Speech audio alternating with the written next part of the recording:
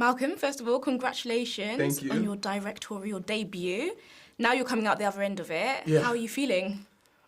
It's so exciting. It's so exciting to share a movie like this with audiences and to come be invited to be in London and share it with the audience here. It's been really special. And how was it like working with your father, obviously Denzel Washington, who produced the film, and also your brother, who stars in it? It's like quite the family affair. And my sister produced it as well. Exactly, that's crazy. So how was it like, kind of like merging familiarity of family and then also being professional?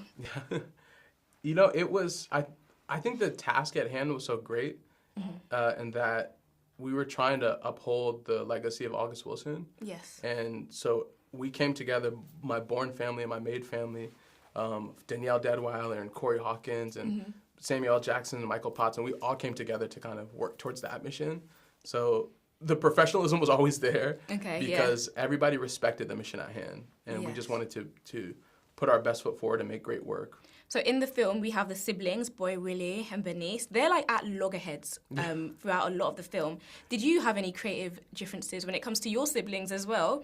Obviously with your brother and your sister. Not when we were creating the film, but when we were growing up, there was quite a few creative differences.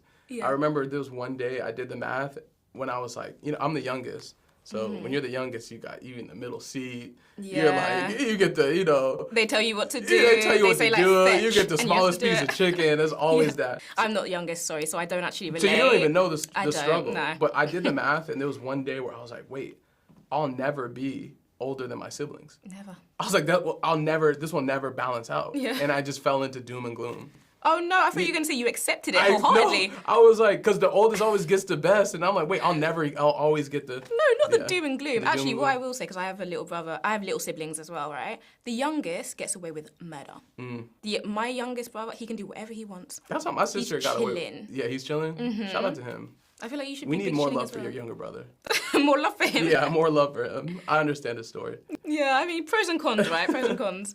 But then obviously, considering August Wilson's plays have such a legacy behind them and they are so well regarded, what were some of the pressures that you faced when adapting this particular August Wilson play for a film? I think knowing that you're working on a material that means so much to so many people can be a little scary and a little daunting. But once you accept that your mission here is to take this work and make it accessible to people that don't necessarily think that they have access to it. Yeah. They don't necessarily think that it's for them because maybe they're too young or from a different part of the world.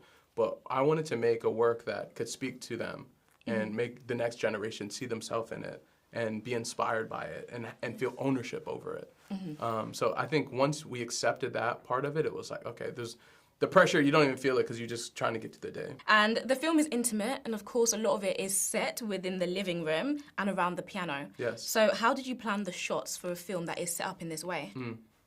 So in a lot of my previous work, I've always taken a really considered and stricter style to shot listing and the visual language. And I long admired a lot of filmmakers that were more present in the moment. They'd always speak of this like presence of like the cinema of the day and like be in the space. And once we started working, our actors were so present. They were so in the moment.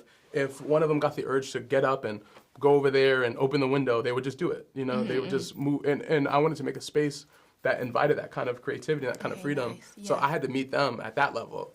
Where we would have not necessarily rules with the camera, but we had a certain kind of thing that we were chasing with it. We wanted a dynamism with it. We wanted to ground the story, but always have kind of this languid camera movement and a kind of subjectivity with the camera. So that guided us, but we came every day and kind of saw what the world was giving us and worked from that space and found the poetry in the moment. And when you said like if an actor wanted to go up and they wanted to open the window, they could. So it's like about giving them the freedom to explore and not have everything so like set in stone. Yeah, because when you do something like this, there's so much dialogue, that there's so much preparation that that's required.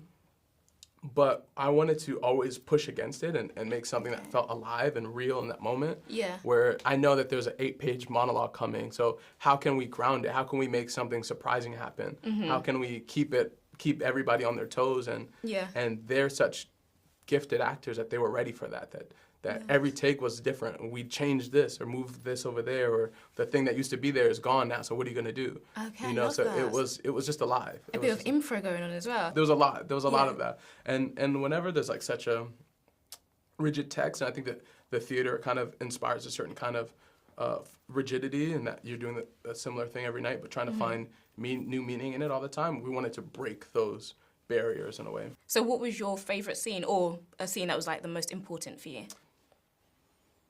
Listen, this movie's so dense. Every scene was like every scene every day felt really important. But one that became crucial to how I understood the movie was the Berta scene. There's a work song in the middle of the movie. Yes. Yeah. So And good. that became crucial to my understanding of how to adapt it, because it was a scene that plays so well on stage, and it's a scene that like there was this choreography on stage and all this movement, and what I knew that we were going to do something different in the film, and what it became on the film was more interior. It was like about the individual experience of each of these men, and they start almost jovial together, but they end in this different place of just internal thoughts and lost in that.